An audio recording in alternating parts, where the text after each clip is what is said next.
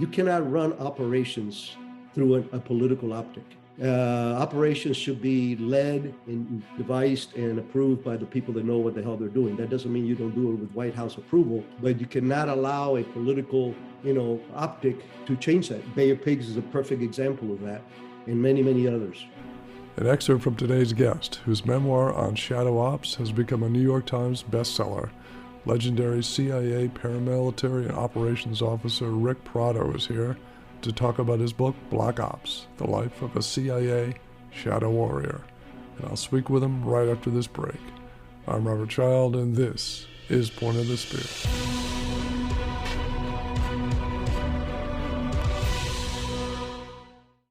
I'm Robert Child, and I'd love for you to join me on my brand new podcast, Stories of Faith and Courage. In gripping narratives, we'll walk alongside ancient heroes who face down giants, conquering adversity, and hear tales of modern-day warriors whose unwavering faith sustained them through the darkest of times. Plus, we'll explore enigmatic ancient mysteries like the connection of the Shroud of Turin to the Knights Templar that will leave you on the edge of your seat. I hope you'll join me on Stories of Faith and Courage. It's available now on your favorite podcast platform. Welcome back. Today's guest is a retired CIA operations officer who specialized in paramilitary, counterterrorism, and clandestine operations. Escaping Cuba as a child amidst the violence of Castro's Cuban Revolution, he would go on to retire as the CIA's equivalent of a two-star general after a 24-year career. His book is called Black Ops, The Life of a CIA Shadow Warrior, and author and former CIA counter-terrorist chief of operations, Ric Prado, joins us now. Ric, welcome to the show. Thank you for having me, Robert. Well, I always tell everyone it's an honor, and it is an honor, sir, to have you with us. And before we get into the book, I wanted to ask a little bit about your family history, because it was under Castro. Your family sent you to America. Could you tell us a little bit about that? Yeah, I think that was probably God's way of forging myself for my future. I was 7 or 8 years old when the revolution was raging. And the small town that I lived in was under attack, Aspen attacks.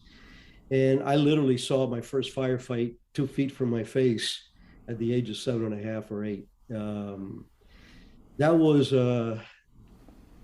something that gets your attention, especially at that age, but not in a negative way. I was kind of fascinated with the whole kinetic dynamics of what was going on. My parents thought otherwise, of course. But what came next was even more frightful, which was the takeover by communism, how quickly it changed the lives of my family and my first country. All the businesses being confiscated, the political abuses, the assassinations. It was rampant, and my dad made a decision that we were going to leave Cuba and try to immigrate to the United States. So we made it. We went up to Havana. Unfortunately, my parents could not get out initially.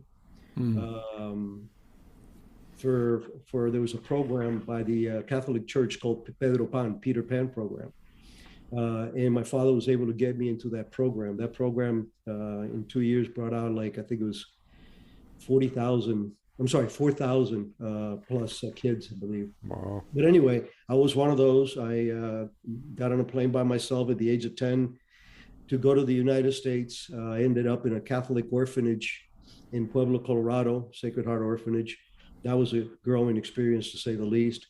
Robert, the biggest part of this phase of my life is it showed me the love of a parent, the sacrifice a parent is willing to do. I'm an only child. To put your son on a plane to a country you may not even ever go to. So I honestly believe that was kind of like my foundation for what I eventually developed.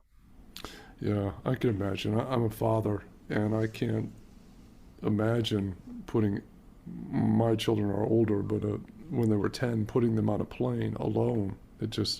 And having the thought that I would never see them again. Unbelievable. But they were able to join you, 8 months later, 10 months later?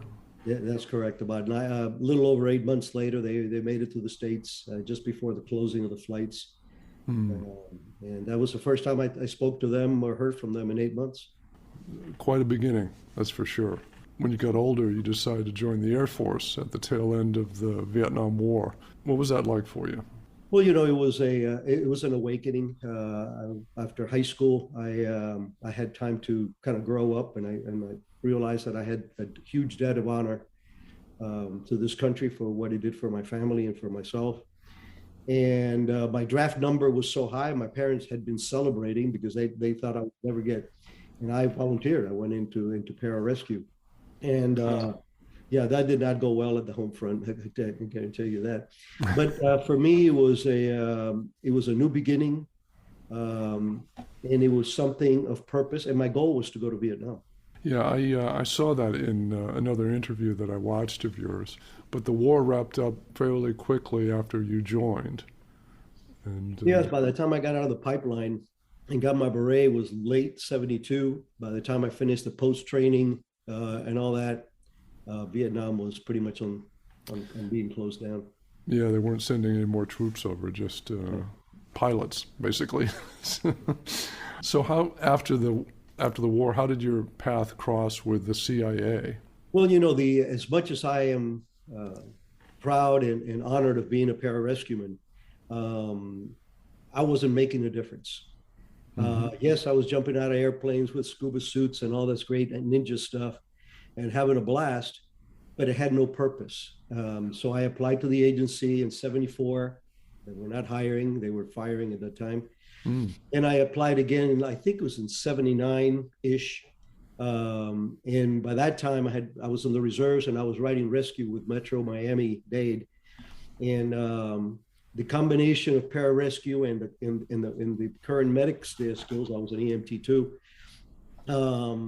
The agency said, "Look, we could use you on contract to support our Special Activities Division, which is, as you know, our Special Operations Forces for the CIA." In training and perhaps even some missions.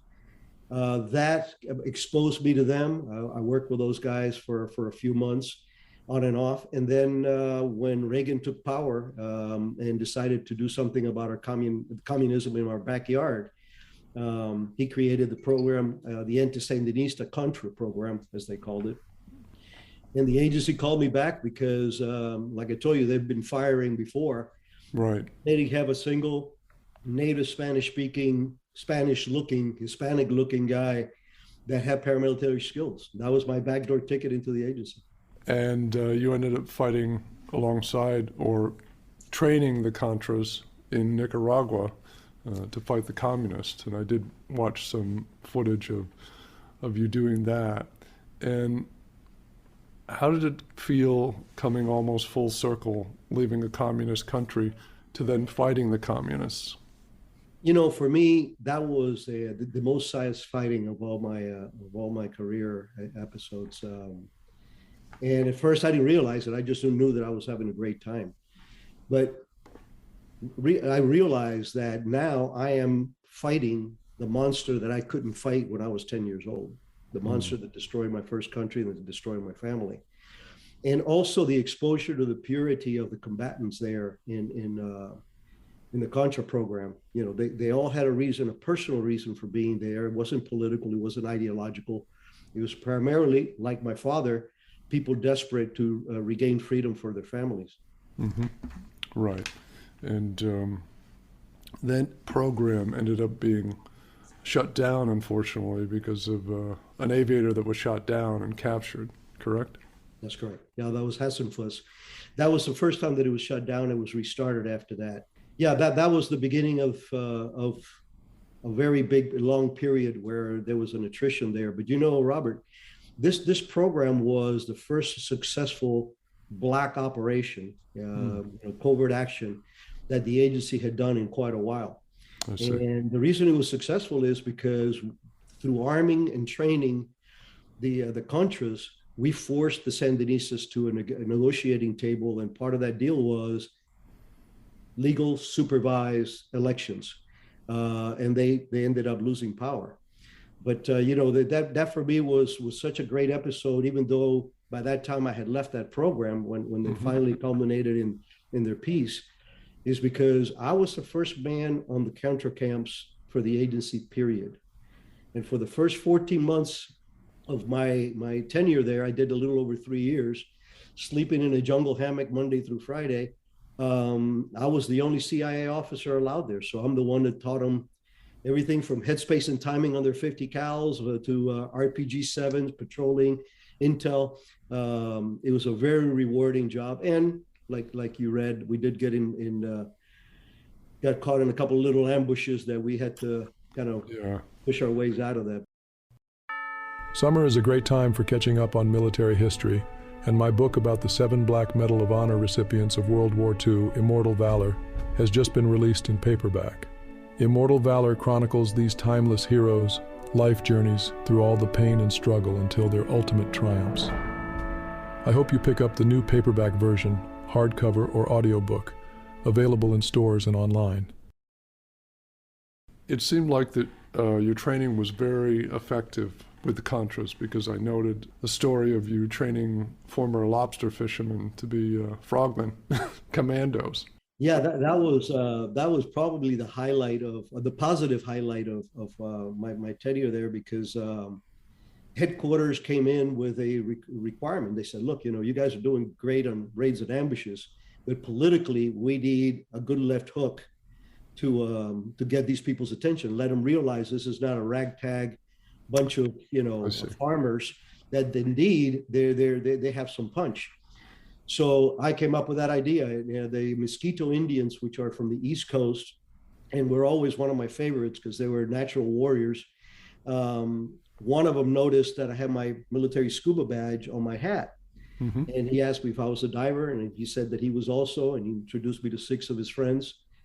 And that stayed in back of my mind. So I trained him. I spent 3 weeks on a deserted island, giving him compass swims and all this other stuff, and how to tie the devices under bridges. And we successfully, I took him out there to Puerto Cabezas, which was at the time the belly button of military logistics for the Sandinistas coming from Cuba, coming from the Soviet Union via Cuba.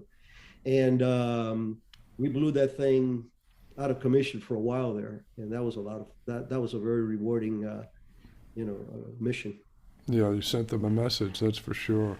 In going through your book and reading it over, I saw that sections were redacted, which I thought was interesting, and it occurred to me to ask you the question, if you know it, how much of your work remains classified to this day with the agency? Yeah, we left a little bit of the black out there. There was actually a lot more than we left in the book. The publishers thought that there would be kind of a teaser, kind of a little bit of add a little mystique to it. Mm-hmm. My book spent 6 months at CIA getting approved. So everything that is in that book is fully approved. I would venture to say that 80% they allowed in the book, which to me was amazing.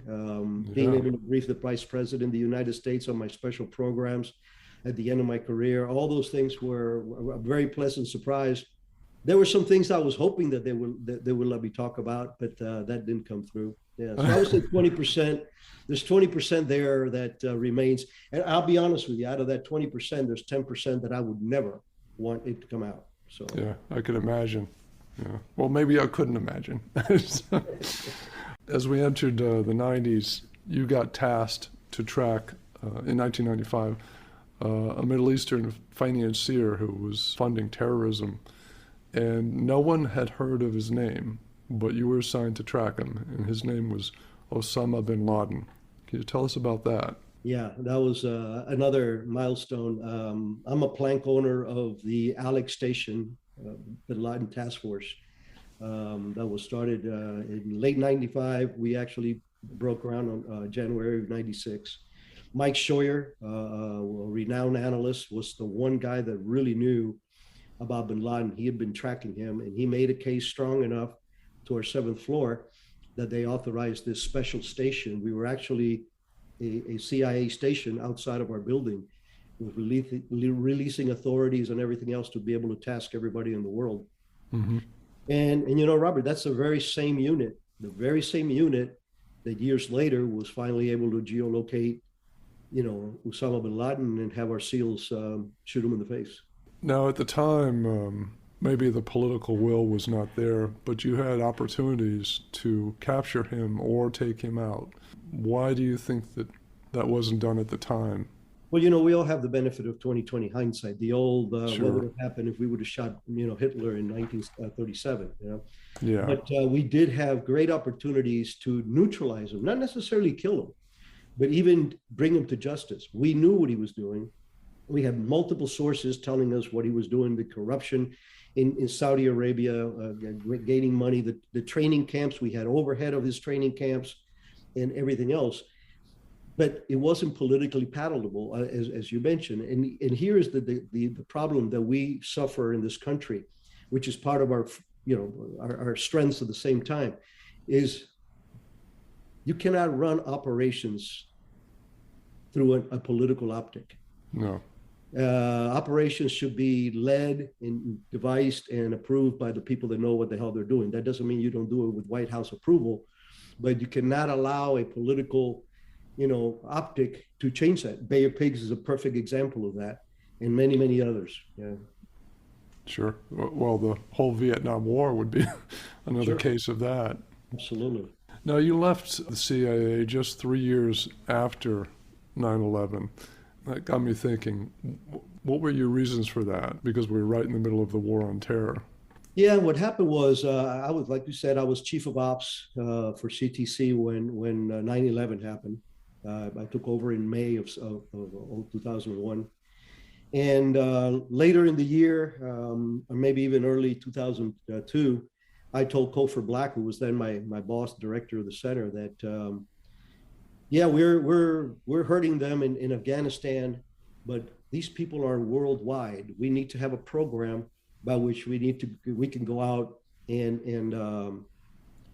disrupt these individuals. One of the parts of the motto for CTC is disrupt. Right. These attacks, prevent and everything else, but disruptive is how you do it.